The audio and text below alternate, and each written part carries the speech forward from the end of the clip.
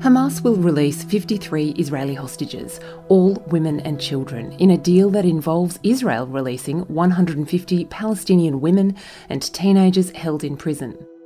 There'll be a 5-day ceasefire, and Israel's agreed to allow more fuel and food into Gaza, despite concerns those supplies have in the past been used for military purposes by Hamas.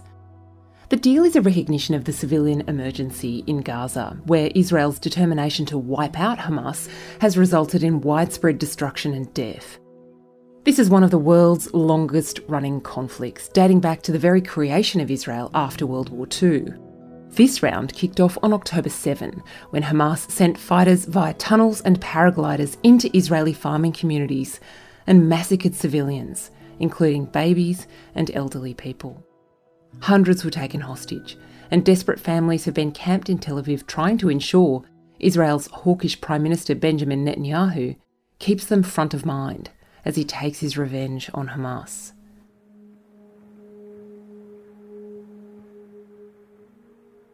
Our correspondent Yoni Bashan has been meeting hostage families around Israel. One of the people he's been speaking to is Anat Shoshany. Anat is the 25-year-old granddaughter of David and Adina Moshe. She works at Ernst & Young, the global accountancy firm, and she's studying accounting and business management. David and Adina lived in the Kibbutz of Nir Oz, one of the sites of October 7's worst violence. They've been married for 53 years. Speaking to Yoni, Anat describes Adina as a loving woman with a big personality. She's spicy. You can't miss what she thinks about you, or in general. If you have an opinion, you're gonna hear it out loud. And she's very caring. I mean,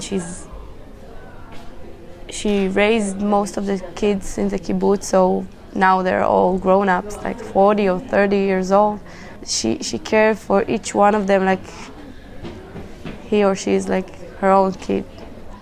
Her grandfather was a lot more low-key. My grandfather was a farmer. He grew up potatoes.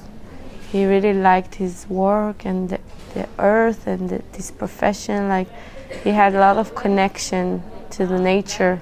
He was very quiet man, and he had a lot of dignity, but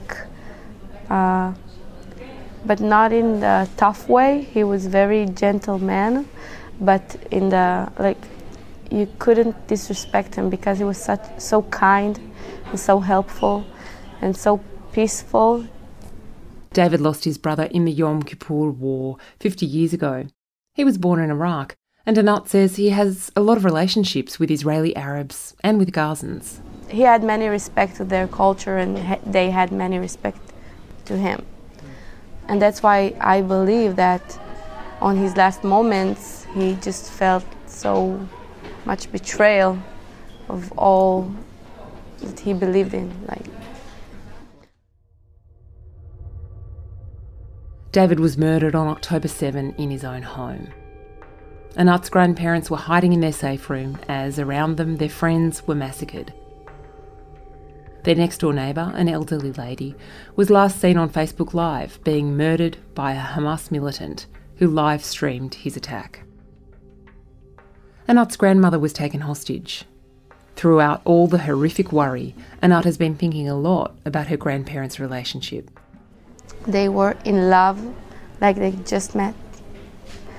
It was just unbelievable how all these years they look at each other and they just can't help it. They always smiling whenever their eyes are meeting, or like when we found her phone after everything, we saw in their conversation every single morning he would text her, "Good morning, my beautiful wife, I love you.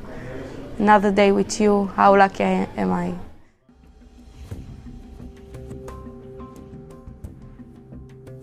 On the day of the attack, as Anat sent frantic messages via WhatsApp, her grandparents told her the sound of gunfire was everywhere around them. I sort of realized that I need to say them goodbye. So I texted her, "Grandma, I love you. I send you all my powers.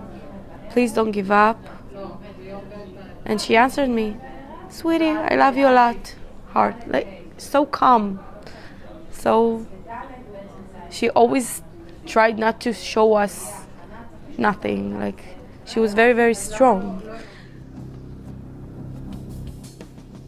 At around 3 in the afternoon of October 7, Anat, who was trying to avoid looking at the horrific videos coming out on social media, got a message from a friend asking her to send pictures of her grandmother. Anat got the impression her grandmother had appeared in one of those videos. Late that evening, the Israel Defence Forces made it to Nir Oz and fought their way in. Anat's uncle, who lived in the kibbutz, went to the window of her grandparents' house. He came to the shelter window and he saw the body of my grandfather. So on 6:30 p.m. he called me, told me that he's dead. And that's when I realized that, okay, my grandmother is not there. Okay. And I told my friend to send me the video. It's just 4 seconds long, but this video shows Anat's grandmother in a red shirt with grey hair, sitting on the back of a motorbike between two men speeding down a street.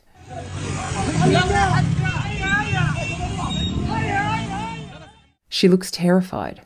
The man in front of her has a rifle strapped across his chest.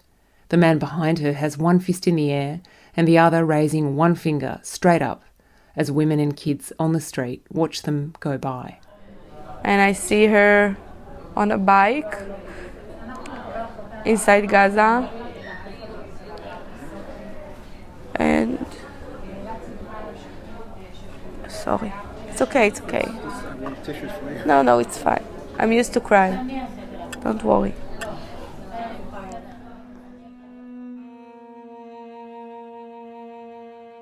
After her grandfather's funeral, Anat and her family went to Nir Oz. She says it looks like hell. Burned down cars everywhere, kid toys all over the streets, clothes, blood everywhere, dried blood all over even on the roads, just like a horror movie. I had like this thought that, whoa, my grandfather wouldn't let any of this happen, like us being sad and cry and mourn and until she's home. Like he wouldn't want us to even bury him until she's home. He wouldn't walk one step until she's home, you know? And that's when I realized that I need to fight. I need to get the fuck up and fight for her life. I don't get to be sad now, and I don't get to cry, and I don't get to mourn or feel sorry for myself, because and it will be time for that. I know that. But now we need to fight, because I realize that no one's fighting for me. No one defending me. No one defending my family. I'm just a girl, I don't have the ability to change the world. I know that, but I know that I need to do everything in my powers. It's still happening. She's there. She kidnapped alive. I have to believe she's alive. Now, Anat says her whole struggle, talking to journalists, keeping the pressure on the government, is about making sure nobody adjusts to this new reality. She's waiting to find out if and when her grandmother will be released, and she hopes that she's still alive. I want solutions. I want a deal. I want